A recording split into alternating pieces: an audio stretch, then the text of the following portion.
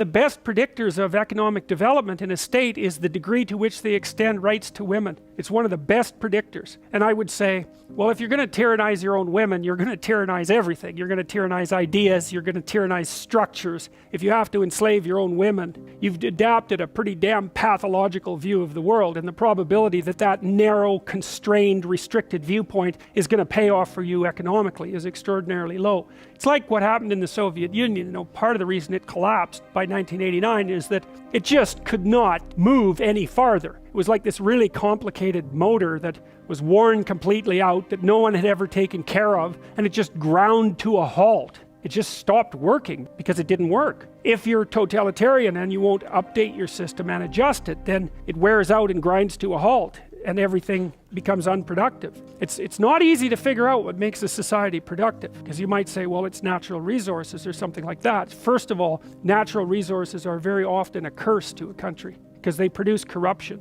They call that the Dutch disease. There's a reason for that. You can look it up. But natural resources in and of themselves are by no means sufficient to guarantee the well-being of a country. Japan has virtually no natural resources at all, and it's really rich. And one of the prime natural resources actually seems, maybe there's two. One is honesty, another is trust. And if you can set up a society where people are roughly honest, which means they do what they say they're going to do, and where the default bargaining position on both sides is trust, then the probability that that culture will become wealthy is very, very high. And a functional legal system is also a natural resource of tremendous, tremendous value. You know, it's partly why people in China, for example, wealthy people in China are dumping their money into the real estate market in North America like mad, because one of the things you do know if you buy real estate in North America is you actually own it. It's still going to be yours 20 years in the future, 30 years in the future. There's no doubt about that. And so that fact of ownership is embedded in the functioning legal system. And that's what gives those sorts of properties crazy value, much to the problematic situation for all of you people who are, at some point, most of you are going to try to buy property in Toronto, and that's really going to be entertaining. So now look, the other thing about Scar is he's got the little bird locked up, right? That's the vision of the king. Well, he doesn't want to know anything. He already knows everything. So why does he need this stupid bird flying around telling him what's going on? The last thing he wants to know is what's going on. Stalin, I mean, God, you gave that guy bad news or good news, he was going to have you killed. It kept the bad news to a minimum. And that's a real problem, right? Because if you torture people who bring you bad news, then you're never going to learn anything. Well, you don't have to if you already know everything anyways. And so that's the situation here. Well, his little minions, the hyenas, are getting pretty unhappy because they haven't had anything to eat. And the reason for that is they've just stripped the landscape bare. I read at the demise of the Soviet Union that something like 10 to 15% of the entire landmass of the Soviet Union had been rendered permanently uninhabitable by industrial pollution.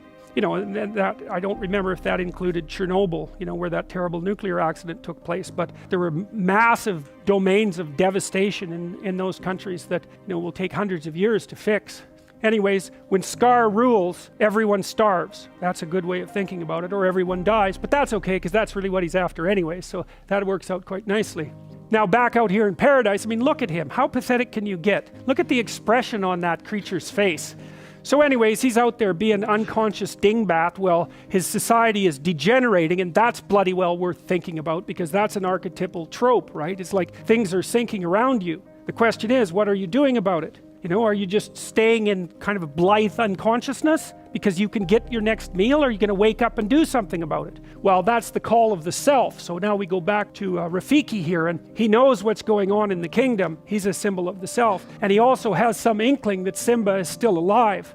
So the son of the king is still alive, despite the fact that the land has become ruled by a tyrant and the son is absent. He's still around somehow. And so from the Jungian perspective, there isn't much distinction between the self and the child. The self is the sum total of all possibility, and the child is possibility itself. And so let's say you've become an adolescent, you're all cynical, right? And everything's falling apart around you, which is the typical state of human beings, right? Because adolescents are cynical, generally speaking, and everything's falling apart around them. What do you have to do in order to do something about that? Well, one is you have to be drawn by the call of wisdom, and the other part is that you have to rediscover that part of yourself that's a childlike part, that's associated with the sun and associated with that early, the early exposure of Simba to the sun. You have to find that again, and then trust that some childlike exploration and a bit of manifestation of faith might get you to the next place. And so that's what's happening here with the, the baboon in the tree and the drawing. So anyways, he knows that Simba's alive now, and so he goes off to find him. And meanwhile, Simba and his dopey companions are out hunting for bugs,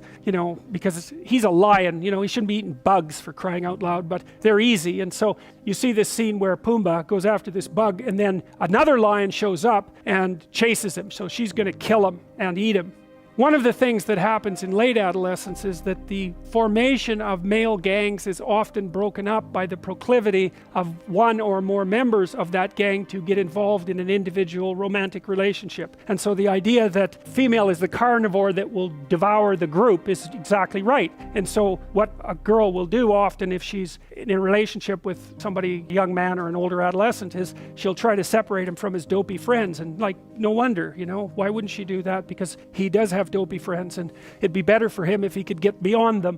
And so then Simba goes out and has a fight with this lion to protect his dopey chums, and I'm sure you don't need any explanation about what that means. They have this huge fight, and Nala, who it turns out to be, pins him. And so that goes back to the beginning of the story, where when he first encountered her, she pinned him all the time. She's an anima figure, and now what she does immediately is shame him. She's an anima figure in part because she actually does shame him. She's the gateway to higher consciousness. She makes him self-conscious, and rightly so. She's also a psychological figure, because imagine that when a young man is establishing a relationship with a young woman and he's enamored of her, he's falling in love, he projects an ideal onto her, and that ideal is going to be partially fulfilled by the relationship, the degree to which is unspecified, and sometimes it'll collapse completely. But he projects an ideal onto her, because otherwise he wouldn't be attracted to her, and then the ideal judges him, and so that makes him feel all self-conscious and useless, which is useful because he is useless and should feel that way. And so it's part of the impetus to growing up.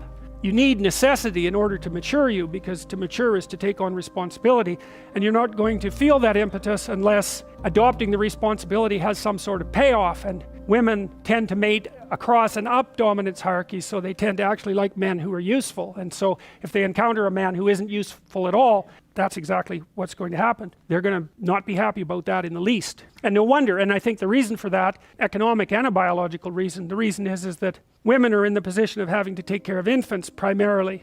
And an infant is a very heavy load. And so even a woman who's extraordinarily competent is going to find herself substantially limited in her possibilities if she has an infant. And so then she's looking around for someone who'll pick up part of the load. It's perfectly reasonable. And you're not going to pick up part of the load if you're completely useless. It's in the woman's best interest not to have 2 children. So anyway, she pins him, and then he's all resentful about it immediately, because she's calling him on his stupid friends and the fact that he's out there gallivanting impulsively in paradise when there's real problems to be solved. And so look at him, he's all resentful and useless, feeling put upon and picked upon, and you got to slap him again fundamentally. And she's just completely stunned by that. It's like, and tells him, where's the Simba I used to know, right? He's a little doubtful about the whole situation there. So here's where she shames him again. She tells him how much she liked him when he was little, and a potential king, and how hurt she is that he's this useless, wide-eyed, naive, impulsive, pleasure-seeking adolescent. And she tells him that she missed him.